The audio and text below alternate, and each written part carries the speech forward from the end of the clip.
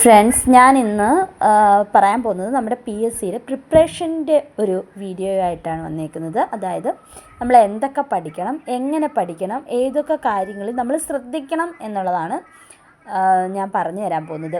അതായത് ഇപ്പോൾ നമ്മൾ കണ്ടിന്യൂസ് ആയിട്ട് നമ്മൾ പി എസ് സി എക്സാംസ് എഴുതുമ്പോൾ നമുക്ക് ഏറ്റവും കൂടുതൽ നമ്മൾ ഫേസ് ചെയ്യുന്നൊരു പ്രശ്നമാണ് മാർക്ക് ഇമ്പ്രൂവ്മെൻറ്റ് ചെയ്യുക എന്നുള്ളത്. അതായത് ഒരാൾ 100 മാർക്സിൻ്റെ പി എസ് സി എക്സാമിൽ പോർഷൻസ് ഡിവൈഡ് ചെയ്ത് നമുക്ക് Kerala history, Kerala geography, Kerala renaissance അതെല്ലാം കൂടെ ഉൾപ്പെടുത്തി കേരളയുടെ ജിയോഗ്രഫി ഹിസ്റ്ററിയും ചേർത്തൊരു 20 മാർക്സിന് പ്രിലിംസിന് വന്നു കഴിഞ്ഞാൽ അത് മെയിൻസിലേക്ക് വരുമ്പം 3, 5 അങ്ങനെ മാർക്ക് ഡിസ്ട്രിബ്യൂഷനകത്ത് മാറ്റം വരാം. സയൻസ് സബ്ജക്റ്റുകളായിട്ടുള്ള കെമിസ്ട്രി, ഫിസിക്സ്, ബയോളജി, പൊതുജനാരോഗ്യം അവയിലും വ്യത്യസ്തങ്ങളായിട്ടുള്ള ക്വസ്റ്റ്യൻസ് വരാം. അപ്പോൾ നമ്മൾ എസ് സി ആർ ടിയുടെ, അതായത് നമുക്കൊരു മെയിനായിട്ടൊരു ടെക്സ്റ്റ് നമ്മൾ വാങ്ങിച്ച് വെച്ചേക്കണം. അതായത് പി എസ് സി ആയ മത്സര പരീക്ഷകളിൽ വരുന്ന S C R T, N C R T വരുന്ന എല്ലാ പോർഷൻസും സയൻസിൻ്റെ കിട്ടാൻ വേണ്ടി ഒരെണ്ണം വാങ്ങിച്ച് വെക്കണം. അതുപോലെ തന്നെ ലാംഗ്വേജ് സബ്ജക്ട്സ് ആയിട്ടുള്ള ഇംഗ്ലീഷിനും മലയാളത്തിനും നമ്മൾ എന്ത് ചെയ്യണം, ഇമ്പോർട്ടൻറ്റ് കൊടുക്കണം. അതായത് 20 മാർക്സ് ഇംഗ്ലീഷിന് പ്രിലിംസിന് വരുവാണെങ്കിൽ 10 മാർക്സ് എങ്കിലും മിനിമം എന്തിനുണ്ട്, മെയിൻസിനുണ്ട്. അപ്പോൾ നമ്മൾ ഒരു മാർക്ക് നമുക്ക് എന്താണ്, വിലപ്പെട്ടതാണ്. അപ്പോൾ ഒരു മാർക്ക് പോലും ആ പോർഷനിൽ നിന്ന് നമുക്ക് നഷ്ടപ്പെടാതിരിക്കാൻ വേണ്ടി നമ്മൾ മാക്സിമം ശ്രദ്ധിക്കണം. ഫുൾ മാർക്ക് സ്കോർ ചെയ്യണമെന്നല്ല ഞാൻ പറയുന്നത്. നമ്മൾ ഒരു 10 മാർക്സിൻ്റെ ഒരു ക്വസ്റ്റ്യൻ നമ്മൾ അറ്റൻഡ് ചെയ്യുമ്പോൾ നമുക്ക് 8 മാർക്സ് എങ്കിലും കിട്ടണം. അപ്പോൾ നമ്മൾ അതിനു വേണ്ടി ഒരു ഗ്രാമർ ടെസ്റ്റ് കൂടെ വാങ്ങിച്ചു വെക്കണം. അതുപോലെ തന്നെ ഇതെന്ന് വെച്ച് കഴിഞ്ഞാൽ ഒരു ഫേമസ് ആയിട്ടുള്ള കരിയർ ഗൈഡൻസ് ബ്യൂറോ എന്ന് പറയുന്ന ഇതിൻ്റെ ഒരു ടെക്സ്റ്റ് ബുക്കാണ്. ഇതെന്ന് വെച്ചാൽ പ്രീവിയസ് ക്വസ്റ്റ്യൻസാണ്.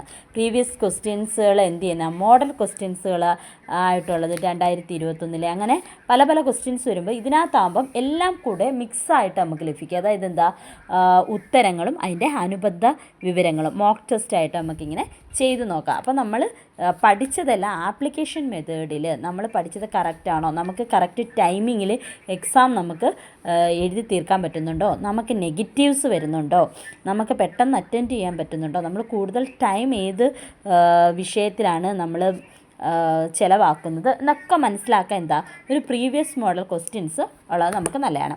അതുപോലെ തന്നെ സയൻസിൻ്റെ തന്നെ ലേറ്റസ്റ്റ് ആയിട്ട് 5 to 10th ആയിട്ട് വരുന്നത് class room, LDC class room എന്ന് പറയുന്നത് ലക്ഷ്യയുടെ ഒരു ഹാൻഡ് ബുക്കാണിത്.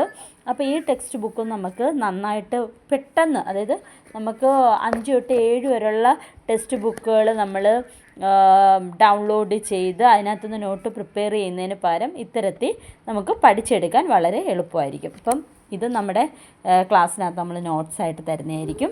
അതുപോലെ തന്നെയാണ് സോഷ്യൽ സയൻസ്. സോഷ്യൽ സയൻസിനും ഈക്വൽ ഇമ്പോർട്ടൻ്റ് ആണ് നമ്മൾ നൽകുന്നത്.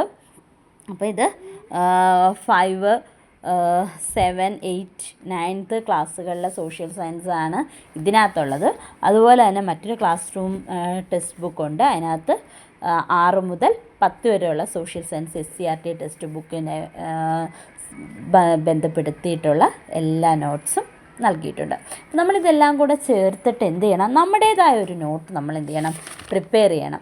അതായത് നമുക്ക് എളുപ്പത്തിൽ പഠിച്ചെടുക്കാൻ പറ്റുന്ന രീതിയിൽ ഒരു പ്രത്യേക ടോപ്പിക്സ്, അതായത് ഇപ്പം ഫോർ എക്സാമ്പിൾ പറഞ്ഞു കഴിഞ്ഞാൽ നമുക്ക് എന്തുണ്ട്, ടെക്നോളജിയും സയൻസ് ആൻഡ് ടെക്നോളജി എന്ന് പറയുന്നൊരു പോർഷൻ ഉണ്ടെന്ന് വെച്ചോ. നമ്മളപ്പോൾ അതെന്ത് ചെയ്യണം, നമ്മുടെ ടെക്സ്റ്റ് ബുക്കുകളിൽ നിന്ന് നമ്മൾ നോട്ട് പ്രിപ്പയർ ചെയ്യണം. ഷോർട്ട് നോട്ടായിരിക്കണം. അതായത് അതുപോലെ കോപ്പി ചെയ്യേണ്ട ആവശ്യമില്ല. വായിച്ചിട്ട് നമുക്ക് അത്യാവശ്യം വേണ്ടത്, അതായത് ബോക്സിലൊക്കെയുള്ള വിവരങ്ങളുണ്ടല്ലോ, അതൊക്കെ എടുത്തിട്ട് നമ്മളൊരു നോട്ട് പ്രിപ്പയർ ചെയ്യണം. അത് കഴിയുമ്പോൾ നമുക്ക് എന്ത് ചെയ്യാം, ഇത് ചെറുതായിട്ട് നമുക്കൊന്ന് എന്ത് ചെയ്താൽ മതി, റിവൈസ് ചെയ്തുകൊണ്ടിരുന്നാൽ നമുക്ക് മാർക്ക് കൂടുതലായിട്ട് കിട്ടും.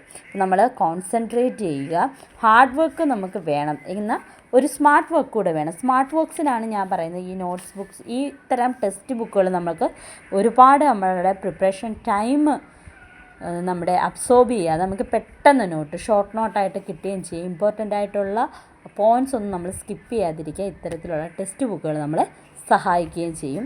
പിന്നെ നമുക്ക് നമ്മുടേതായ രീതിയിൽ നമ്മൾ ഒരു വട്ടമെങ്കിലും ടെക്സ്റ്റ് ബുക്കുകൾ കവർ ചെയ്യുന്നത് നന്നായിരിക്കും.